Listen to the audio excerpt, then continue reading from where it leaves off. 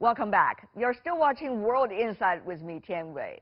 President Xi Jinping from China said on April the 28th that collaboration in the Belt and Road Initiative is to construct a green development plan.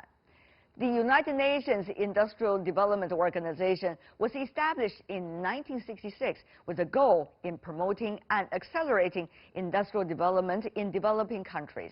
It believes that the competitive and environmentally sustainable industry has a crucial role in accelerating economic growth. Where can UNIDO and the BRI find common ground? Earlier, I caught up with Li Yong, Director General of UNIDO. Here's what he had to say.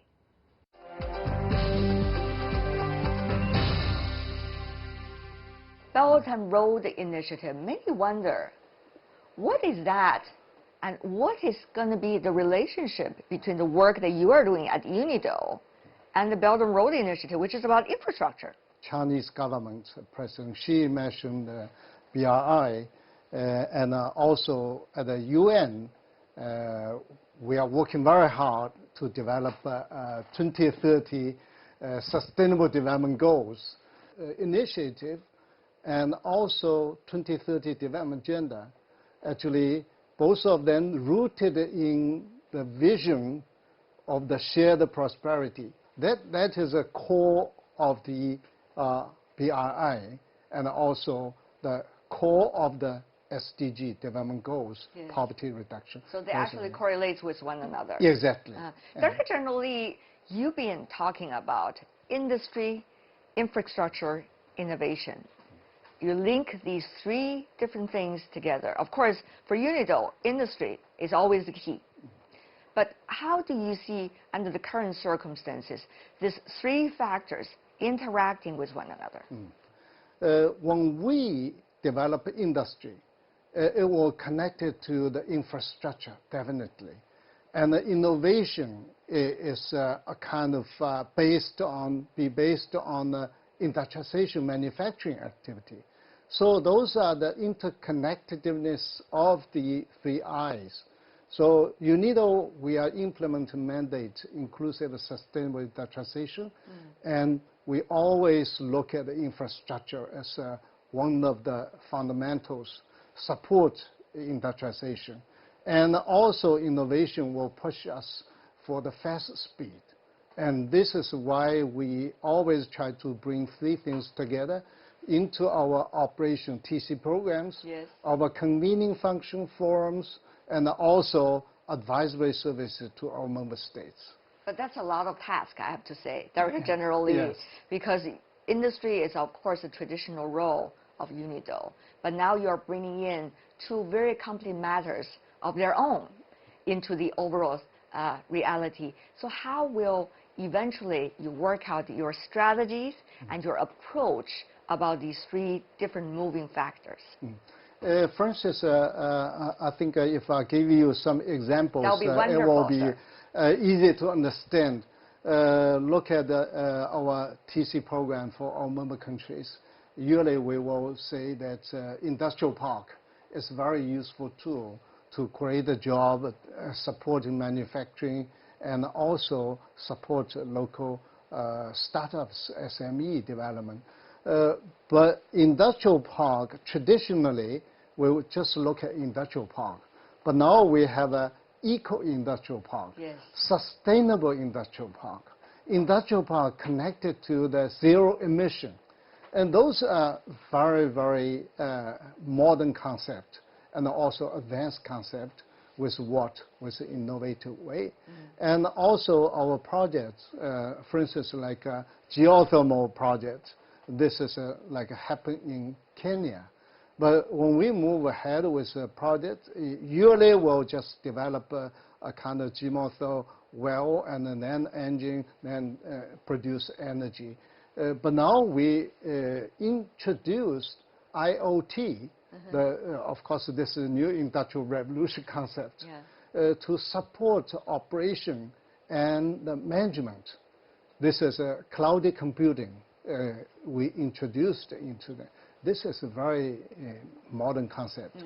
Another example is that we support our member countries for the program for country partnership. One of the example, Morocco. Morocco is looking at the agro-industry because it's a very strong agriculture center. But they also look at the circular economy and look at the e-commerce and smart manufacturing connected to a new industrial revolution. So this is a kind of innovative way to deliver our UNIDO programs. Infrastructure is not only just hard infrastructure. Soft infrastructure is also very important. Well, different economies are thinking about their own industrial policies. Some of them even think about the other parties' industrial policy could be a potential threat, if not a challenge. So as UNIDO, how would you be able to play this balancing act? Some countries become advanced, become high income, become industrialized, all through the industrial development. No exception. But now, for the least developed country, poor country, developing country, now they're struggling for industrialization decades, 30, 40, 50 years, but they're still not catching up. But some of the good examples like China, like maybe Republic Korea and Japan and Southeast Asian countries, they move much faster. Right. Why they can move faster? That is also one of the hints that we need experience for them, together with them. So I think that this is one of the issues we are now working on. Yeah. Second is approach to industrial development. Of course, when we mention the manufacturing industry, it consumes 30%, at least 30% of total energy, and costs 30% of the total emission to the global climate issue. So this is why the second challenge is when we promote industrial development, we should be green, should be sustainable.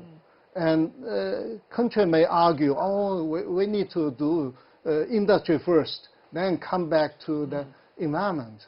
It's too as late. I elected in 2013, I strongly push the member states to support inclusive and sustainable industrialization. And for green sustainability and the industry, there's no option. They must go hand in hand. That is why SDG Goal 9 is a sustainable, inclusive, sustainable industrialization. Right. The third issue regarding the different concepts also is it should be inclusive. And maybe some of the manufacturing activity in the past maybe benefit a group of people. And especially now in developing countries, African countries, larger population under 35. Right. And they need the jobs. And a large number of those 35 and women. So young people and the women, they should get opportunity during the process of industrialization.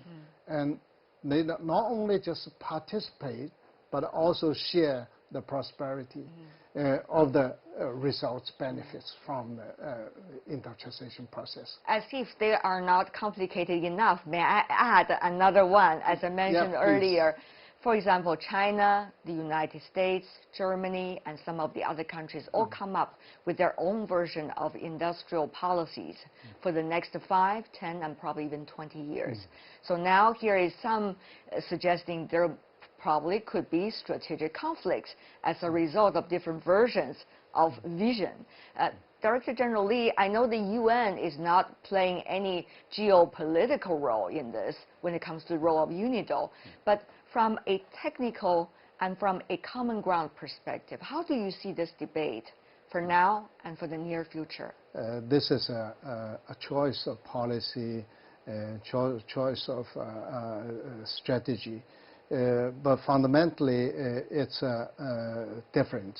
Your country will develop some strategy based on their situation. Like Germany, of course, they started quite a few years like Industry 4.0. That's right. This is really focusing on science, technology, innovations, and how to move up with more such kind of competitive small, medium enterprises, large companies like Siemens, etc. So like Japan, they're focusing on also science, technology, innovation, how to upgrade their companies level, focusing specific areas they selected. The China is also an emerging market economy. It's moving up. It definitely will have lots of challenge. It's market discipline. No one can avoid market discipline. So I believe that in the future, if the test, what's a test stone? Test stone is that for the good strategy or not that good strategy or even bad strategy is that if they put market discipline as a fundamentals to move ahead. So I think now countries really in the very, very good mood for moving up. Yeah. Everyone tries to move up. This is a new industrial revolution. And I believe that UNIDO will play a kind of role, facilitate this process, let the competition be fair, and also our focus will be on least developed countries because they are so low, the industrial level. If they are not being supported, not being connected to this track, even end of the train, they will move up. If they cannot catch up the train, that means this world will create another round of instability. Yeah. So UNIDO has a very, very clear roadmap. We need to support our member countries moving ahead with SDG Goal 9. Right. Inclusive and sustainable industrialization, infrastructure, innovation. The amount of efforts we make right now, could it match the challenges that we are seeing right now? Are we going to see another round of big winner, big losers? That is market. You cannot avoid a big loser, big winner. It's always there. It's kind of discipline.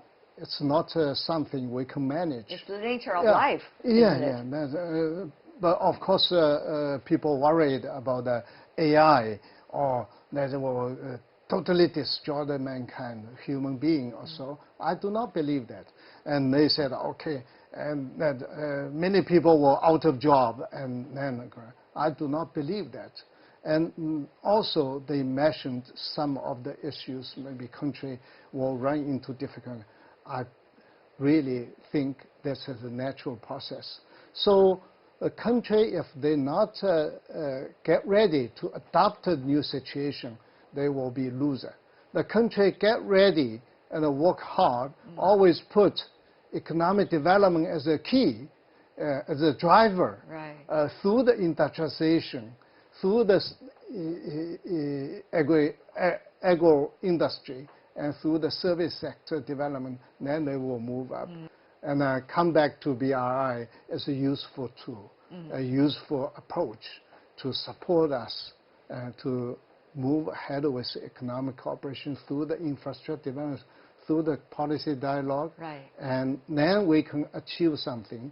But we need to take action. Actions count. Action leads us to the result.